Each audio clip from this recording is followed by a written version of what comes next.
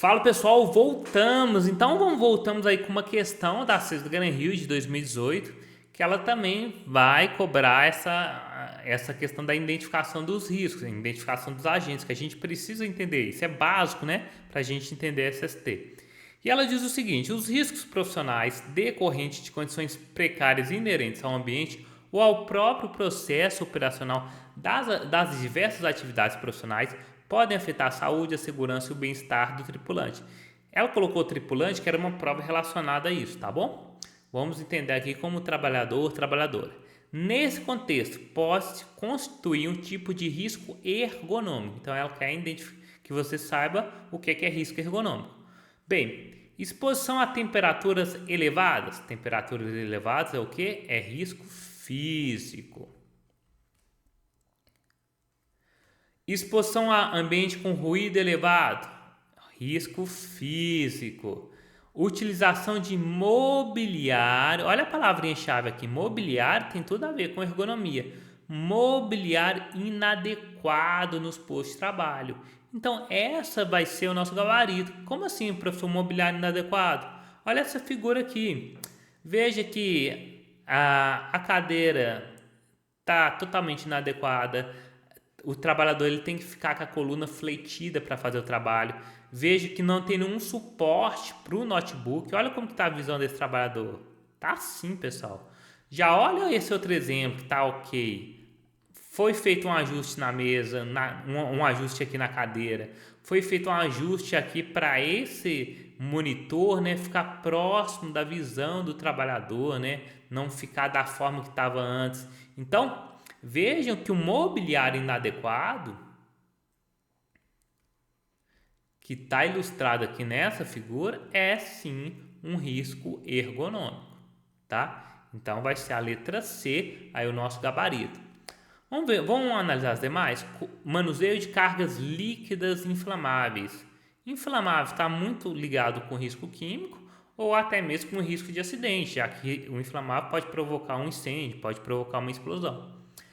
Consumo de alimentos e bebidas nos postos de trabalho. Eu nem sei que a empresa, que a banca quis aqui, mas a gente sabe que isso não é risco ergonômico, tá? Então a letra C vai ser o nosso gabarito. E outra questão da CES Gran Rio é cobrando a classificação dos riscos. Então ela vai falar o seguinte: o arranjo físico inadequado, pressão anormal. Pressão anormal a gente sabe que é risco físico, né? Uma condição hiperbárica, por exemplo, é o caso aí do mergulhador que está exposto, né, a uma pressão superior à pressão atmosfera, ou seja, uma pressão hiperbárica, pressão anormal. Pressão anormal a gente sabe que é risco físico.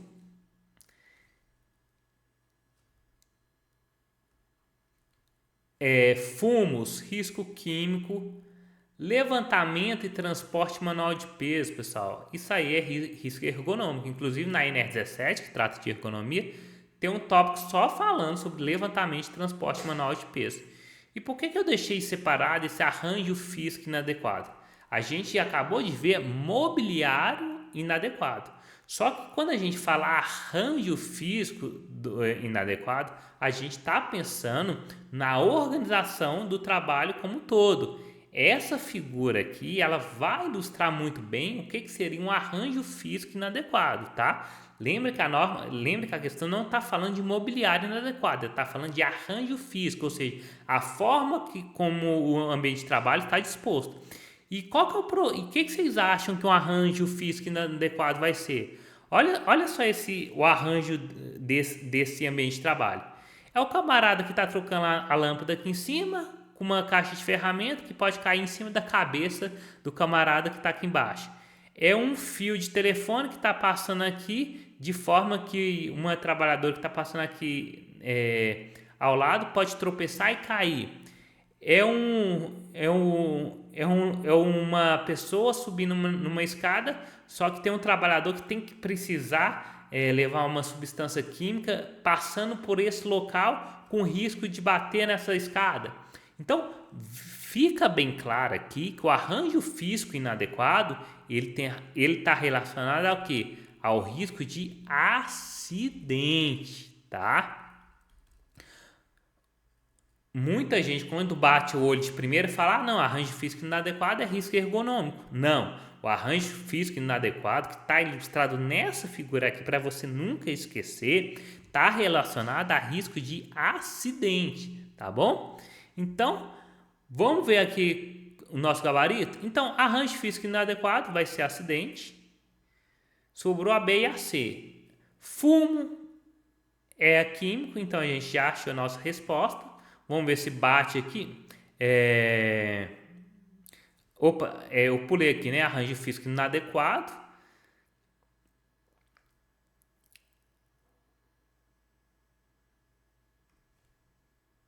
Deixa eu apagar aqui, porque apagar aqui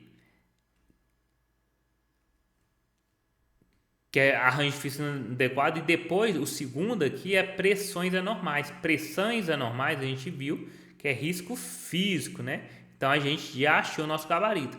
Vamos ver se só coincide. Depois o terceiro aqui que ele colocou é fumos, que de fato vai ser risco químico. E por último, levantamento e transporte manual de peso, que vai ser de fato risco ergonômico. Então a letra C vai ser o nosso gabarito, beleza?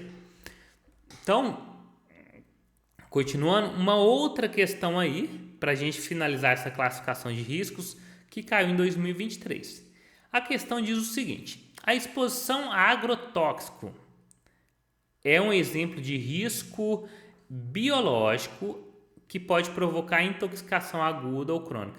De fato, o agrotóxico pode provocar intoxicação aguda e crônica, só que o agrotóxico, pessoal, é uma substância química, né? É uma substância química o agrotóxico. É uma substância química que vai matar as pragas, os agentes biológicos lá da plantação, da lavoura, para aquele fruto, né, ficar bonitão, como a gente eventualmente compra aí no mercado, tá? Mas o agrotóxico é uma substância química, tá? Não é um agente biológico. O que é agente biológico? É vírus, é bactéria, é protozoário, é bacilo.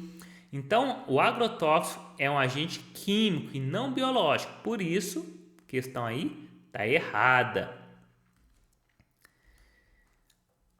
O item 2. Riscos físicos estão relacionados ao uso de máquinas com partes móveis não protegidas, guilhotinas, prensa ou instrumentos cortantes ou perfurantes que podem levar à ocorrência de acidentes diversos, como quedas, fraturas, esmagamento, amputação e traumatismo. Pessoal, risco físico é forma de energia, é ruído, é vibração, é questão de pressão anormal, questão de variações extremas de temperatura, tá?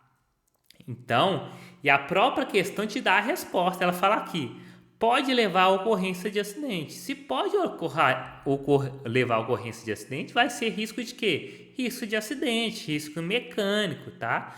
Uma máquina desprotegida, ela pode provocar, por exemplo, uma amputação do trabalhador, de uma mão do trabalhador. Então, todas essas situações que foram colocadas aqui são riscos relacionados a risco de acidente e não riscos físicos.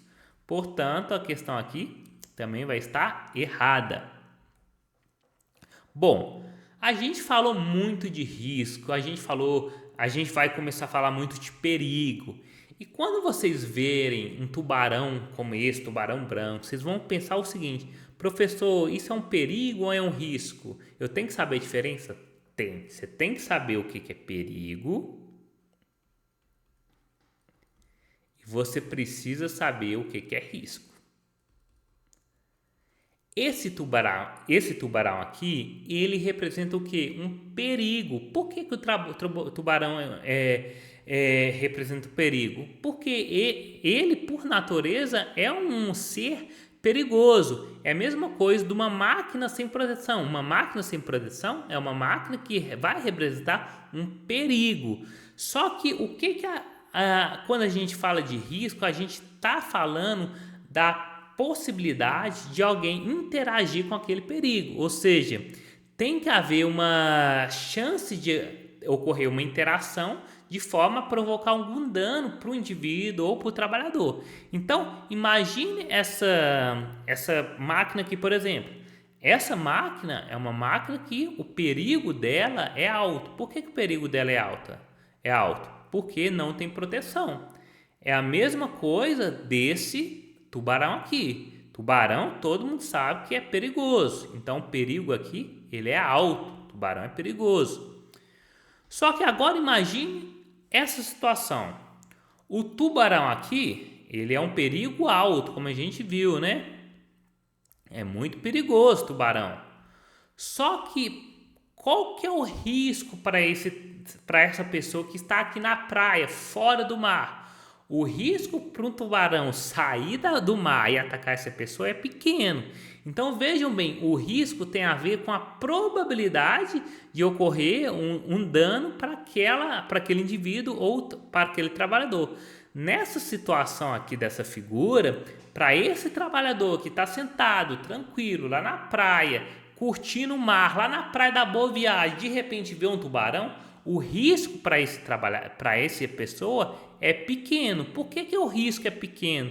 Porque a probabilidade daquele tubarão sair do mar e atacar aquela pessoa é praticamente nula, né? O tubarão ele vai atacar se a pessoa estiver dentro do mar. Se a pessoa dentro do mar estiver nadando lá e tiver um tubarão lá, o risco vai ser alto, porque a chance, a probabilidade daquele tubarão atacar aquela pessoa é muito maior. Só que se aquela pessoa está fora do mar, o risco é pequeno.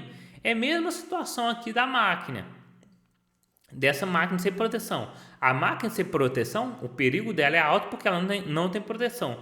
Mas o risco, pessoal, ele vai depender da probabilidade de ocorrer algum dano para aquele trabalhador.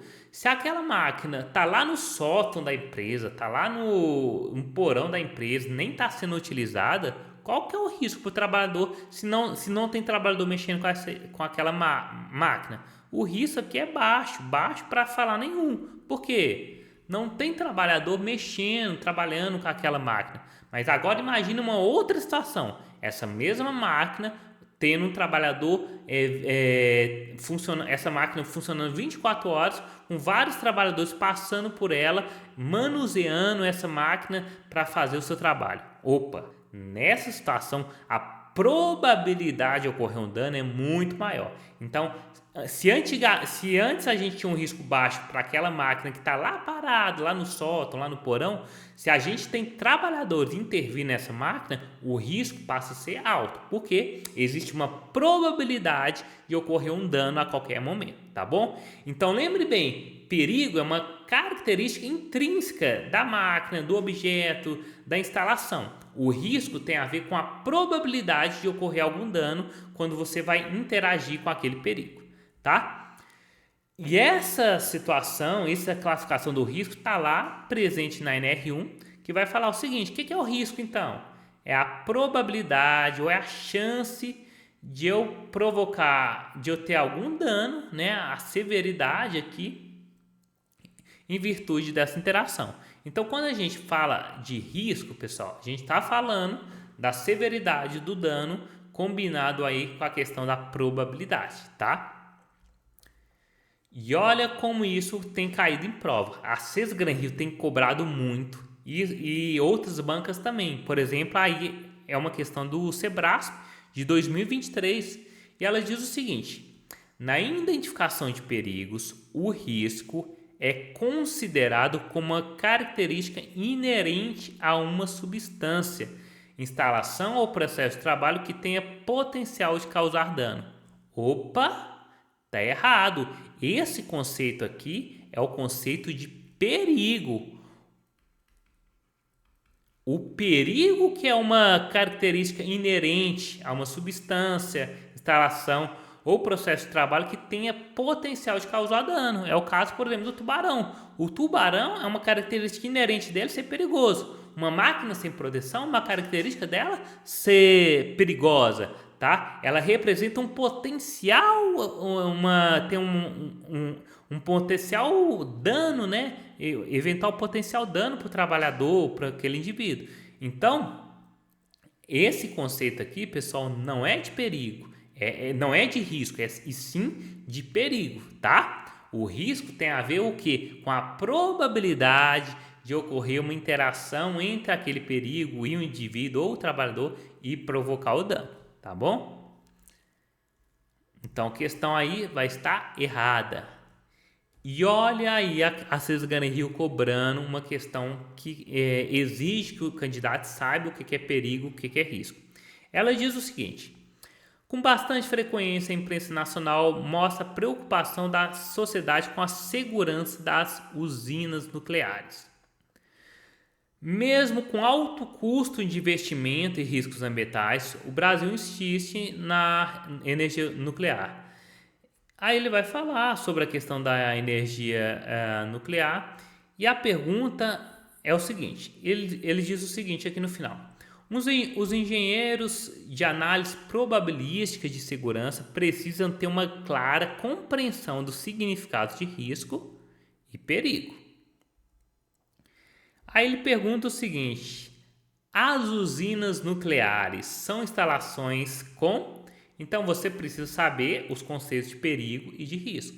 Bem, usina nuclear perigosa é a mesma coisa do tubarão. O tubarão é perigoso? Obviamente, uma usina nuclear ela é extremamente perigosa. É só você pensar nos diversos acidentes que já ocorreram e o dano, né, que foi provocado em virtude desse acidente. Então, vamos concordar aqui que o nuclear, tal como o tubarão, tal como uma máquina sem proteção, é extremamente perigosa. Então a gente já vai descartar essas outras questões aqui. E qual que seria o risco, pessoal? O risco tem a ver com a probabilidade de ocorrer um dano. É fácil uma usina nuclear explodir, ter vazamento? Não. Por que não é fácil? Porque tem vários sistemas de controle, de redundância dentro da usina para não ter vazamento. Você não escuta todo dia, hoje teve vazamento de tal usina. Aí você vai no jornal de amanhã, você fala, teve outro vazamento de usina. Não é uma notícia que se vê com frequência. Por quê? Como tem várias medidas de controle, o risco de ocorrer um acidente ele acaba sendo baixo, tá? Então, enquanto a usina tem um perigo alto, o risco vai ser baixo, porque tem várias medidas de controle, de forma que a frequência, a probabilidade de ocorrer uma explosão, um vazamento, ela acaba sendo muito pequena, tá? É parecido com o tubarão. O tubarão é perigoso? Mas para a pessoa que está, por exemplo, lá na praia, o risco de um tubarão atacar ela é o quê? É baixo. Por quê? A probabilidade do tubarão sair daquele mar e atacar a pessoa é mínima. É a mesma coisa da usina. A probabilidade de uma usina explodir ela é mínima porque tem vários sistemas de redundância dentro da usina, exatamente para evitar um vazamento. Porque se a gente falasse que o risco era alto, teria que ter usina quase toda semana tendo explosão, tendo vazamento. E não é isso que acontece, tá bom?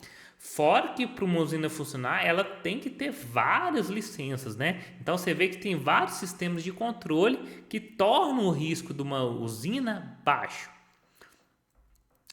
Bem, falando dos agentes, a gente tem diversos agentes, né? Físico, químico, biológico, e cada um desses agentes eles podem provocar diversos efeitos sobre o ser humano, sobre o trabalhador. Então você vai ter, por exemplo, poeira provocando aí pneumoconiose. Você vai ter substâncias químicas que podem provocar câncer, perda auditiva, dermatose, entre outras coisas. O que eu quero mostrar nessa figura é que geralmente um agente ele não vai provocar somente uma doença. Uma substância química ele não vai provocar, por exemplo, só câncer. Ele pode provocar, por exemplo, perda auditiva, tem substâncias ototóxicas, né, que podem provocar perda na audição. Pode provocar, por exemplo, dermatose, né, que são doenças que vão afetar a pele.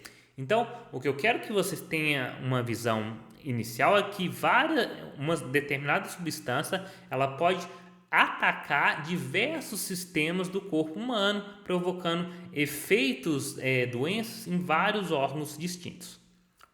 Bem, e quando a gente fala em segurança, saúde e trabalho, lembrem aqui do conceito de melhoria contínua, a gente vai pensar nesse ciclo, né? O ciclo de Araque, né? O que é ciclo de Araque? É a antecipação, reconhecimento, avaliação e controle. Então, quando uma empresa for, por exemplo, instalar uma nova fábrica, instalar uma nova unidade, ela tem que observar isso. E eu vou dar um exemplo aqui prático que aconteceu numa fiscalização de uma fábrica que fazia correias transportadora para mineração. Nessa fábrica tinha muito maquinário. Quando tem muito maquinário assim, é muito comum a gente ter um ruído muito excessivo, tá? Ruído é bem presente nesses locais. Aí o que aconteceu? A empresa, ela tinha o SESMIT, né, que é o pessoal que vai cuidar os profissionais o médico de trabalho, o enfermeiro de trabalho, técnico de segurança, entre outros, que vão cuidar da parte de saúde ocupacional dos trabalhadores. Esse SESMIT era fora da fábrica, então não tinha ruído, era um ambiente bem tranquilo. Aí a empresa inventou de colocar esse SESMIT anexo à produção. Se ela colocar anexo à produção, ela tinha que saber que ia ter ruído, porque na produção tem ruído.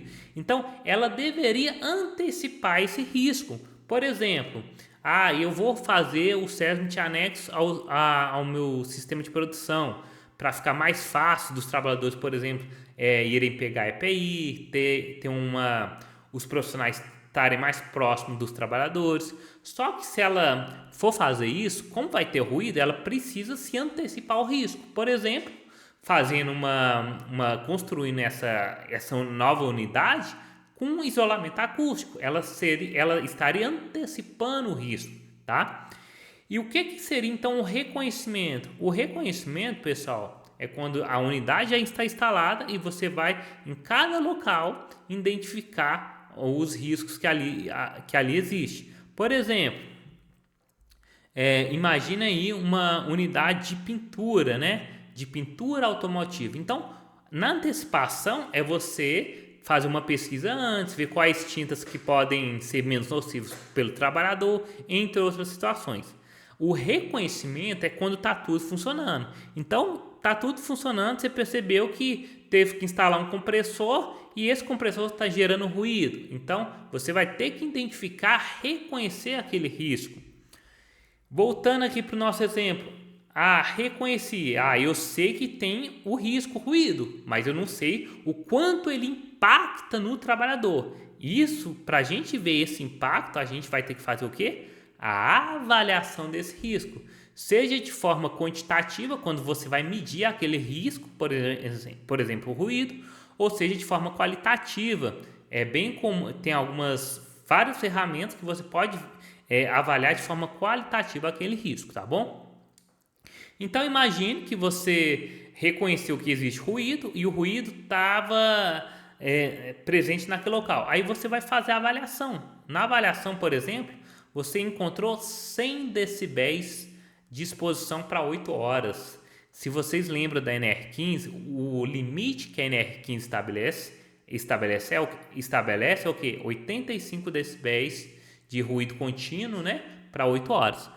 Se tem 100 decibéis, eu vou ter que partir para a próxima etapa, que seria o quê? O controle. Então, eu vou ter que tentar, de alguma forma, ou modificar aquele equipamento, ou enclausurar ele, tá? Adotar alguma medida para quê? Para aquele ruído que está acima do limite de tolerância, ele seja atenuado. Aí eu posso, por exemplo, fazer, um enclausuramento. Fiz o enclausuramento e eu vou fazer a medição, por exemplo, novamente. A medição, deu 90.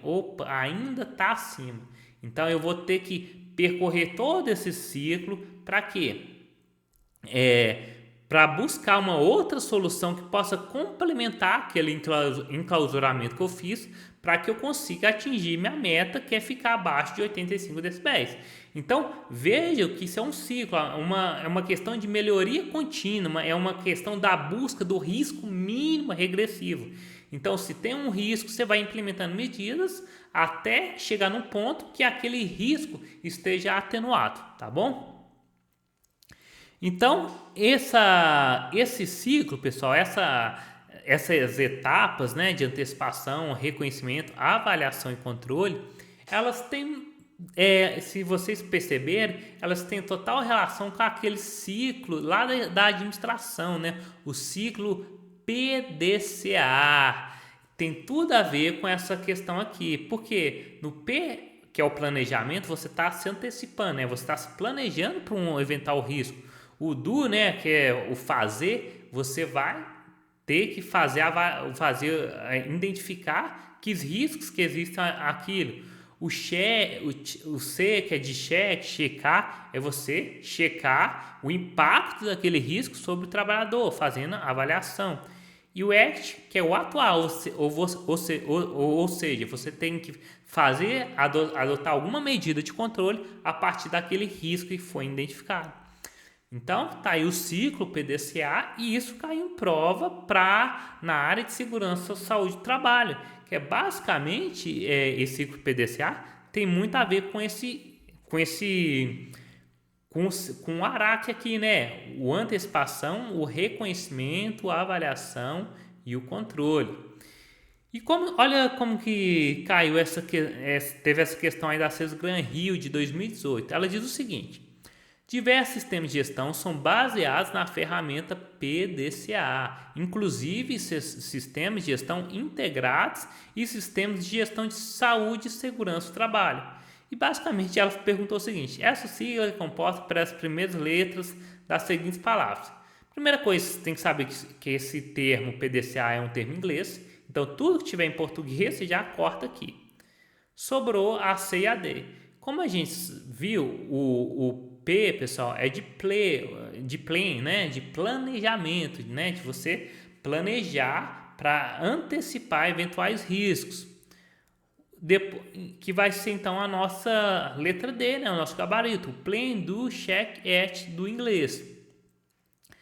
Então a gente é importante ter uma visão abrangente, né, desse ciclo PDCA, que tem muito a ver com essa ideia de melhoria contínua, essa ideia de antecipar, reconhecer, avaliar e controlar os riscos, né? Vejam que é um ciclo. Por que é um ciclo? Muitas vezes você vai fazer o controle de uma medida, por exemplo, fez o enclausuramento do ruído, só que muitas vezes não vai ser suficiente, então você vai ter que pensar numa outra medida até que chegue um determinado momento que aquele risco esteja totalmente neutralizado.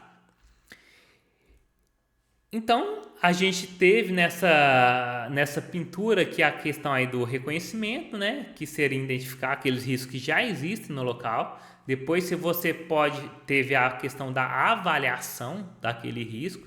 Então, veja que a avaliação, por exemplo, ruído, tem a avaliação dele aqui, tem a avaliação de outros agentes nesse local. E por fim, olha como esse local melhorou. É a questão aí do controle. Antigamente sequer tinha um sistema de exaustão. Aqui foi implementada uma cabine exaustora para minimizar a exposição aos vapores provenientes das tintas da pintura, fora a questão do EPI, que foi otimizado, entre outras medidas mais, tá bom? Então, quando a gente fala de intervenção no ambiente de trabalho, qual que é o ideal? É você intervir na fonte do risco. Ah, professor, não posso intervir na fonte. Tenta intervir na trajetória. Não posso. Em último caso, seria intervir na pessoa, no trabalhador, né? Intervenção sobre o homem. Como acontece essa intervenção? Através do EPI, tá? Mas vejam que o ideal é o que? Você atuar na fonte e na medida que não sendo possível do ponto de vista técnico, você vai atuando na trajetória e em último caso seria no EPI, seria no homem. Então veja esse exemplo. Aqui a empresa ela fez uma atuação na própria máquina, atuou fazendo um enclausuramento da máquina. Olha outro exemplo. Isso aqui, pessoal, é o tipo de exemplo que a empresa atuou na trajetória. Por que na trajetória? O risco está aqui, está sendo produzido essas névoas, esses vapores metálicos, e ela colocou um exaustor para captar boa parte desses vapores. Só que, obviamente, não vai captar tudo. Uma boa parte ainda vai atingir o trabalhador. Por isso que a gente fala que está atuando na trajetória. Por isso que, eventualmente, o trabalhador vai ter que usar um EPI ainda para complementar essa medida de proteção coletiva, também chamada de EPC, Equipamento de Proteção Coletiva. E no último caso, você vai pensar no EPI, como está nesse trabalhador. O EPI, pessoal, ele é a última medida, mas ele continua sendo importante. Esse trabalhador aqui, por exemplo, ele não está usando o EPI. Ele está muito mais exposto, portanto, do que esse trabalhador aqui ao lado, que está com seu protetor auricular, tá bom? E essas medidas de proteção, elas vão seguir uma hierarquia. Qual que é o ideal quando a gente pensa em medida de controle, pessoal? Sempre o objetivo tem que ser o que? Eliminar aquele risco. Eu não posso, se tem uma máquina que faz ruído, qual que é o ideal? Tirar a máquina, né? Ou substituir por uma outra tecnologia. Não posso eliminar, vou substituir aquela máquina. Se é uma máquina que gera 100 decibéis, será que não tem uma máquina no mercado que gera só 80, por exemplo? Não consigo substituir, vou pensar num controle de engenharia. Ou também a NR1 trata de forma equivalente, tá? Como medidas de proteção coletiva, tá? Controle de engenharia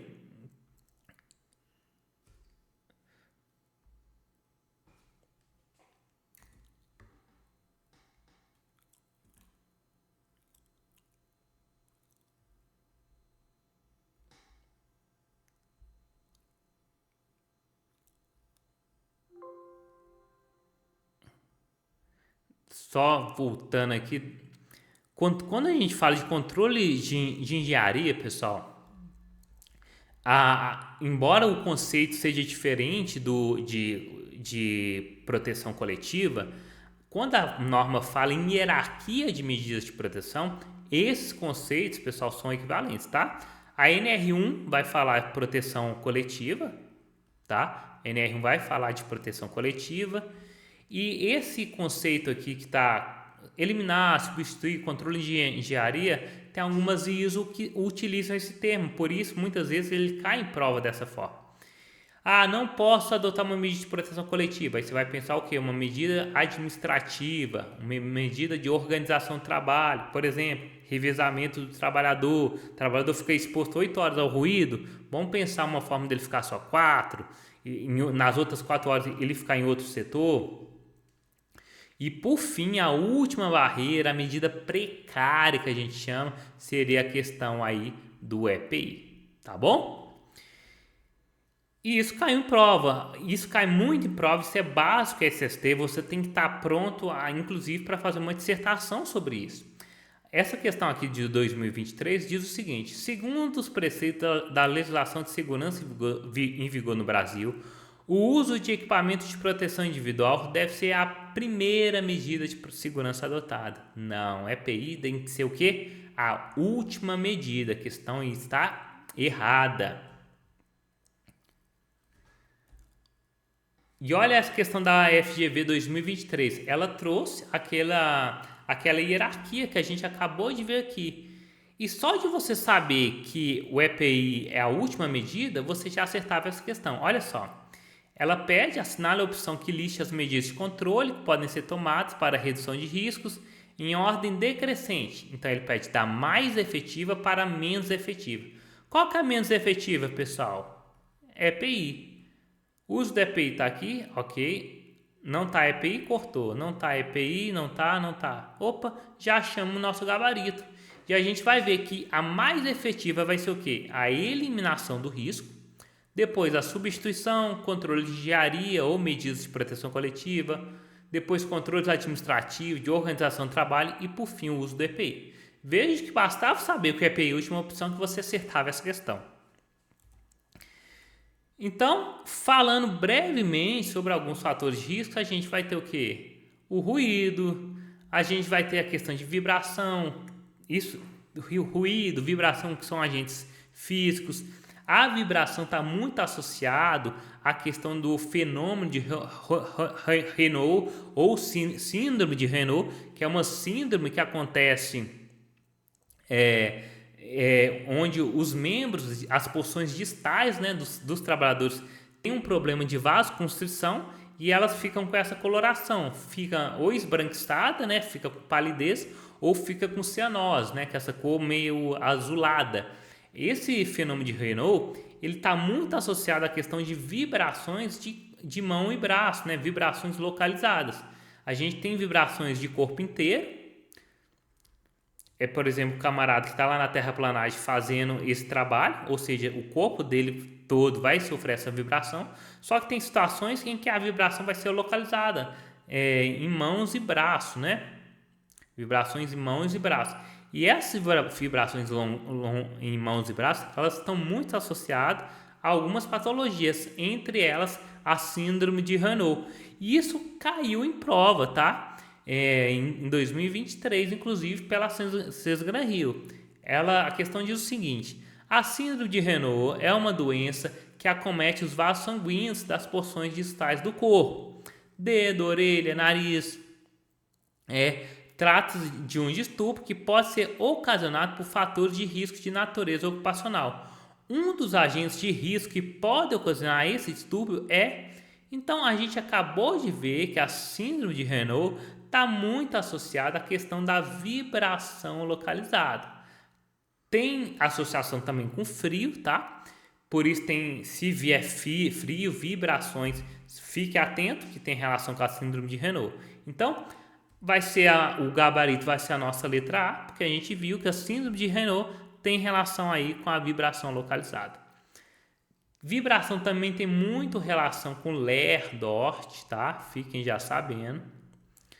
Tem a questão do frio, tem várias medidas preventivas previstas na CLT, como na própria NR36. Entre as medidas tem a questão da pausa térmica, né? O que é a pausa térmica, professor? Quem trabalha em ambiente frio, como frigorífico, do frio para o calor, tem uma pausa, pessoal, de 20 minutos a cada 1h40 de trabalho, tá? Isso é para quê? Para evitar os efeitos nocivos do frio. Tem a questão do calor. O calor está muito associado à questão da infertilidade masculina. Então, quem trabalha em calor excessivo, o calor ele pode danificar, ele pode afetar a qualidade dos espermatozoides e, como consequência, aquele trabalhador ele pode ter infertilidade masculina por conta do calor. Tem a questão da pressão atmosfera anormal. Uma doença que é muito relacionada a isso é a questão da doença descompressiva, que é quando o mergulhador, por exemplo, ele tem o desprendimento de nitrogênio e pode provocar essa doença descompressiva. Tem também outro risco físico, radiação ionizante, que tem muita associação com as diversas neoplasias malignas, né? Ou seja, o câncer. A questão do benzeno, pessoal, benzeno é um risco químico presente aí, por exemplo, na gasolina, e ele tem efeito sobre vários órgãos do corpo, mas o principal deles é sobre a medula óssea, que é a célula, né, o tecido que vai produzir as células sanguíneas, os glóbulos vermelhos, glóbulos brancos, também chamados de leucócitos. Então, como o benzeno, o principal alvo que ele vai atacar vai ser a medula óssea, o que geralmente uma pessoa que tem contato com benzeno pode desenvolver? Pode desenvolver o câncer de sangue, né? A chamada leucemia, pode promover também a leucopenia, né? Que é a diminuição dos glóbulos brancos. Então, tanto é que uma das medidas de controle relacionada ao benzeno, que está lá no anexo 4 da NR20, diz respeito à questão do quê? Do hemograma. Por que eu preciso de fazer hemograma para esse pessoal? Para exatamente ver como é que está a saúde da minha medula óssea, tá? Porque como o benzeno ele ataca a medula óssea, você precisa fazer um hemograma para ver se a contagem das células sanguíneas está dentro do normal ou não. E isso, inclusive, caiu em prova, né? Essa questão aí da FGV 2022, basicamente, ela fala do benzeno e pergunta a exposição crônica a esse hidrocarboneto. Dentro das opções, a melhor alternativa aqui vai ser a letra B, questão da leucopenia e da leucemia, tá? Que são doenças da medula óssea e que, portanto, tem muita relação aí com benzeno. Outros agentes também, a questão aí dos agentes biológicos, que a gente vai trabalhar melhor também ao longo do curso.